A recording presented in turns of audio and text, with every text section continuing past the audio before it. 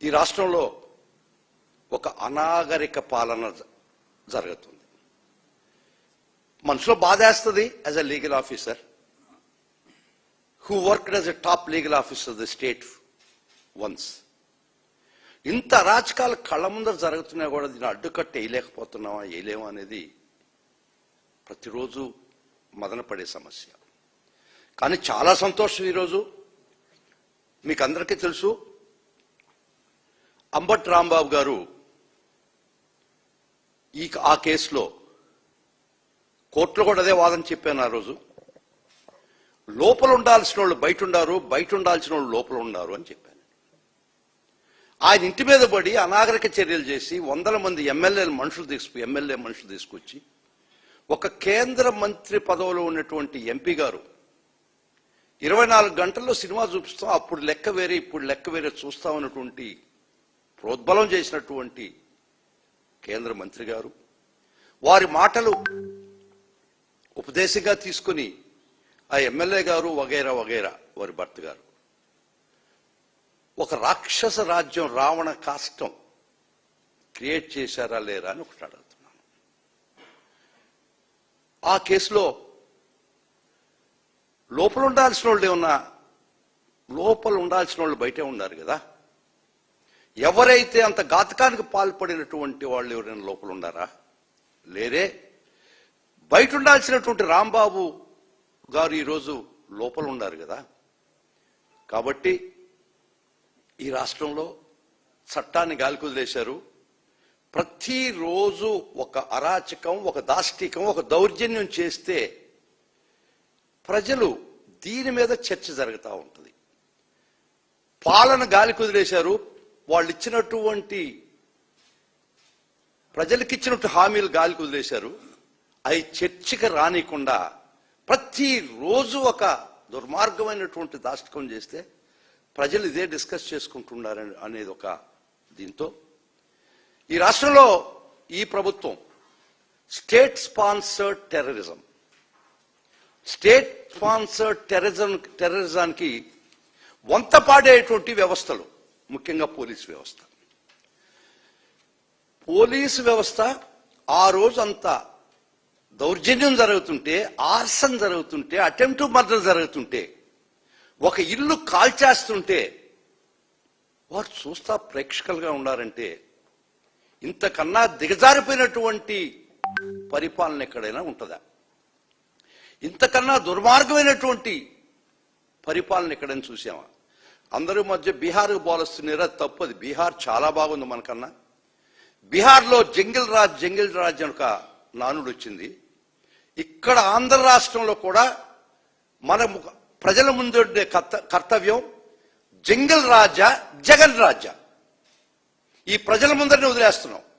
మీకు కావాల్సిన జంగిల్ రాజా లేదా జగన్ రాజా కోరుకున్నప్పుడు ఇంత దుర్మార్గంగా వారి పిల్లలు, చిన్న బిడ్డలు ఉన్నటువంటి, ఆడవాళ్ళు ఉన్నటువంటి పరిస్థితిలో అది కూడా ఆలోచించకుండా వందల మంది, వేల మంది ఒక ఇంటి మీద పడి ధ్వంసం చేస్తూనే కూడా సుమారు ఒక 6-7 గంటలు రాత్రి 1:30 దాకా 8-9 గంటలు గుంటూరు నడిబొడ్డులో ఇది జరుగుతుంటే పోలీసు నిద్రపోతున్నారా? ఒక 4 మొక్కుబడిగా పంపించి వాళ్ళని ముద్దాయిలకి ఎస్కార్ట్ ఇచ్చినటువంటి పరిస్థితి అవపడుతుంది టోటల్గా. ఈ పరిస్థితిలో మా ఫార్మర్ హోమ్ మినిస్టర్ గారు, తర్వాత లేళ్ల అప్పిరెడ్డి గారు ఎమ్మెల్సీ, ఎంపీ మోదుగుడు వేణుగోపాల్ రెడ్డి గారు, వేమారెడ్డి గారు, వీరు పోయి ఎస్పీని ఆడియన్స్ అడిగితే ఇది వారి దృష్టికి తీసుకుపోయి అట్లీస్ట్ రక్షించండి అని అడగడానికి పోతే గేటు కాడి నుంచి కూడా ఎంట్రీ లేనటువంటి పరిస్థితి ఈ రాష్ట్రంలో.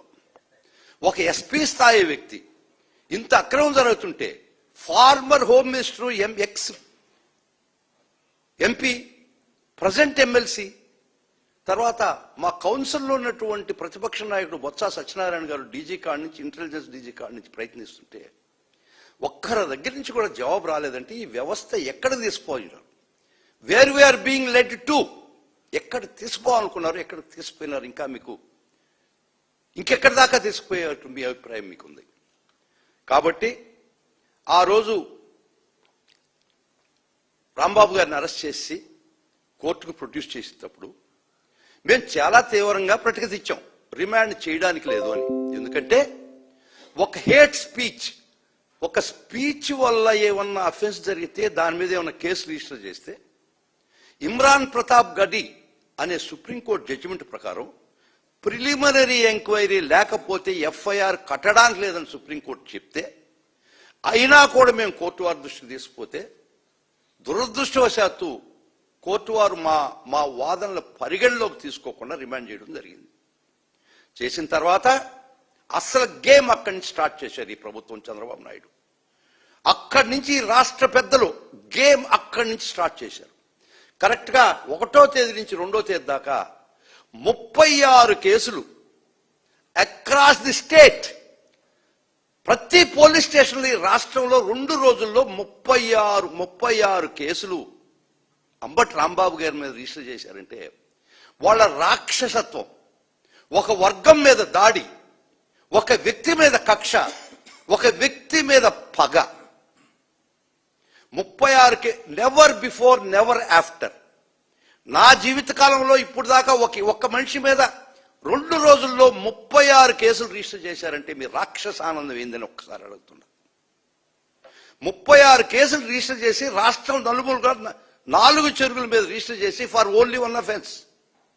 ఒక్క offence Nallapadu PS crime number 76 కింద రిజిస్టర్ అయినటువంటి ఒక్క అఫెన్స్ కి రాష్ట్రం నలుమూలల అదే కంప్లైంట్ పెట్టి కేసు రిజిస్టర్ చేయడం జరిగింది. చాలా స్పష్టంగా సుప్రీంకోర్టు ఏం చెప్తుందంటే, ఒక ఎఫ్ఐఆర్ ఒక కాగ్నిజబుల్ అఫెన్స్ లో రిజిస్టర్ అయితే ఇంకా ఎక్కడ అటువంటి ఎఫ్ఐఆర్ రిజిస్టర్ కావడానికి లేదు. రిజిస్టర్ కాకుండా పోయినా ఆ కంప్లైంట్ ఇచ్చిన వాళ్ళు ఎఫ్ఐఆర్ రిజిస్టర్ చేయకుండా సాక్షిగా విచారించమని ఈ ఆనరబుల్ జస్టిస్ బిఆర్ గవాయ్ గారు, వినోద్ చంద్రన్ గారు 2025 సుప్రీంకోర్టు వారి తీర్పు. తర్వాత మొహమ్మద్ జుబేర్ ఈ కేసులో ఏం చెప్తుందంటే, ఒక ఇన్సిడెంట్ మీద మల్టిపుల్ ఎఫ్ఐఆర్స్ చేయడానికి లేదు. ఇంకోటి టిటి యాంథోనీ, ఈ కేసులో కూడా సుప్రీంకోర్టు ఏం చెప్తుందంటే, ఒకసారి ఒక ఎఫ్ఐఆర్ రిజిస్టర్ చేసిన తర్వాత అదే విషయం ఇంకో కేసు ఎఫ్ఐఆర్ రిజిస్టర్ చేయడానికి లేదని చెప్పినా కూడా సుప్రీంకోర్టు చెప్పినటువంటి తీర్పు గాలి కుదిలేశారు. కానీ ఆర్టికల్ 141 ఆఫ్ ది కాన్స్టిట్యూషన్ ప్రకారం సుప్రీంకోర్టు ఇచ్చిన తీర్పు ఈ దేశంలో ప్రతి ఒక్కరూ బైండింగ్ అని ఆర్టికల్ 141 చెప్పినా కూడా ఈ రాష్ట్రంలో ఈ ప్రభుత్వానికి కాన్స్టిట్యూషన్ 141 లేదు. ఈ సుప్రీంకోర్టు జడ్జిమెంట్లు పనికిరావు, లెక్క చేయరు, ఖాతరు చేయరు.